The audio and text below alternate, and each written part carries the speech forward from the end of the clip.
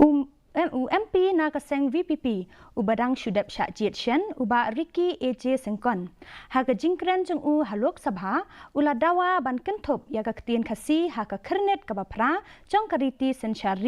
namar ba kadai kecak Ktien kaba riuspa kaba don yaga history kaba larim uba Riti Syngkon haka jingalang jingkren jong henen kamit ula ong ba ukwa ban yoi ya kata kasngi ha kaba baro ken sayo sngow ya ba Ukren haka Ktien Khasi halok sabha. My people, especially when we talk of culture, language is one of the important elements. For many years we've been demanding for the inclusion of the Khasi language in the 8th schedule.